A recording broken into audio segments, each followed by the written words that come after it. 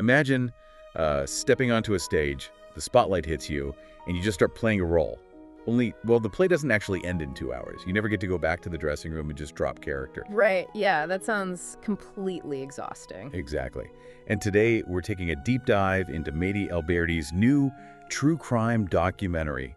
It's called A Child of My Own, and it looks at a real-world version of that exact scenario. Our mission today is to, understand this tragedy for beginners and then explore the really fascinating narrative choices Alberdi makes to pull us into that deception. Yeah, and Alberti herself describes this as a case where reality is just, well, it's stranger than fiction. Because to really get this film, we have to look at what the subject, Albert, was actually doing, which is she faked a pregnancy for 5 full months. Wait, 5 months? I mean, I'm honestly struggling to understand how you physically fake a pregnancy for almost half a year. It is wild, right? Yeah, at a certain point, wouldn't biology just give you away? Like, how does a person hide that physical reality from their own family and friends without totally cracking under the sheer exhaustion of the lie? Well, the film suggests the answer is in the terrifying amount of motivation driving her. Alberti wasn't just chasing the sensationalism of a true crime plot here. Yes. She really wanted to dissect the underlying cause. Right, the why behind it all. Exactly.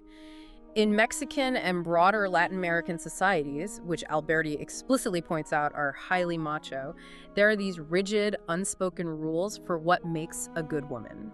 And motherhood is often pushed as this ultimate validation of a woman's worth. So the desperation to fulfill that specific cultural expectation just completely overrode her reality. Yeah, totally. It brings up what Alberti calls the cultural unconscious. These societal rules are so deeply ingrained in the background of our lives that we don't even see them as external pressures anymore. We just internalize them. Right. We internalize them so much that failing to meet them just feels like a personal moral failure. When an entire culture equates your fundamental value with the single biological milestone, the terror of not achieving it can drive you to construct a completely alternate reality. Ailes' fake pregnancy wasn't just a simple deception. It was a survival tactic. Yes, exactly. A desperate survival tactic within a psychological framework that gave her, frankly, no other options. Wow. And, for everyone listening, it really makes you consider how many of your own daily actions are driven by invisible societal pressures that you've just entirely normalized. Oh, absolutely. And to capture a psychological state like that on film, well, a standard true crime procedural wouldn't really work. Yeah, you can't just have traditional talking heads sitting there explaining that she felt pressured. No, exactly. Alberti realized that to make the audience actually understand the weight of this lie, she couldn't just hand us the objective facts up front. So instead, she structures the first part of the documentary to completely mirror Ailes' illusion. Okay, how does she do that? Well, you are immersed in what Alberti calls the fairy tale.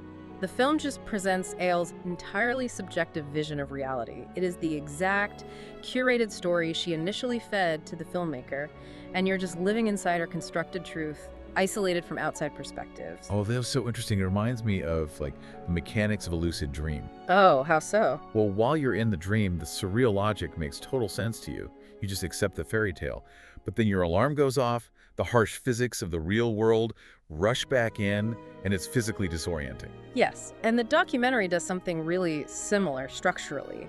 It deliberately crashes into reality, is a violent stylistic shift. So it just snaps out of the fairy tale. Exactly. Alberti suddenly abandons that subjective view and switches to a classical documentary style. So the audience is abruptly hit with outside voices, traditional interviews, and objective archival footage. So the isolated bubble of her perspective is just completely shattered by external facts.